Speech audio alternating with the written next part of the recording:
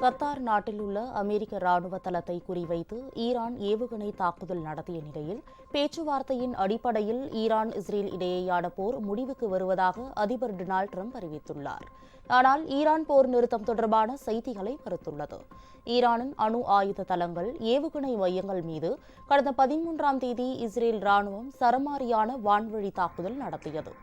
ஈரானும் இஸ்ரேல் மீது பதில் தாக்குதல் நடத்துவதால் 10 நாட்களாக போர் நீடிக்கிறது. இதற்கிடையே இஸ்ரேலுக்கு ஆதரவாக அமெரிக்காவும் போரில் இறங்கியுள்ளது.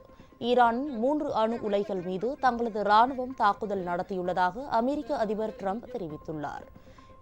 இந்நிலையில் கத்தாரில் உள்ள அமெரிக்க ராணுவ தளம் ஈரான் தாக்குதல் நடத்தியுள்ளது. 10 ஏவுகணைகள் வீசப்பட்ட நிலையில் 7 இடைமறிக்கப்பட்டிருக்கிறது. இருப்பினும் 3 ஏவுகணைகள் சரியாக இலக்கை தாக்கியுள்ளன. கத்தாரில் உள்ள அமெரிக்கர்கள் பாதுகாப்பான இடங்களுக்கு செல்லுமாறு அமெரிக்க தூதரகம் அறிவுறுத்தியுள்ளது. இதேபோல் கத்தார் தலைநகர் தோஹாவிலும் குண்டு சப்தம் கேட்பதாக தகவல் வெளியாகியுள்ளது.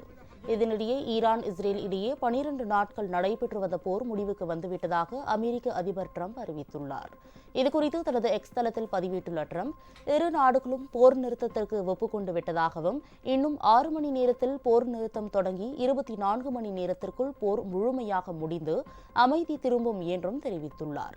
நிறுத்தம் உலகின் மரியாதைக்குரியது என்று தெரிவித்துள்ள டிரம்ப், இரு நாடுகளுக்கும் பாராட்டு தெரிவித்துள்ளார். இந்நிலையில் டிரம்பின் அறிவிப்புக்கு மறுப்பு தெரிவித்துள்ள ஈரான் வெளியுறவு அமைச்சர் அராக்சி, இப்போதைக்கு போர் நிறுத்தம் குறித்த எந்த ராணுவ நடவடிக்கைகளுக்கும் ஒப்பந்தம் மேற்கொள்ளப்படவில்லை என தெரிவித்துள்ளார். இஸ்ரேல் தாக்குதல் நடத்தும் வரை ஈரானும் தாக்குதல் நடத்தும் என்றும் ஈரான் வெளியுறவு அமைச்சர் திட்டவட்டமாக கூறியுள்ளார்.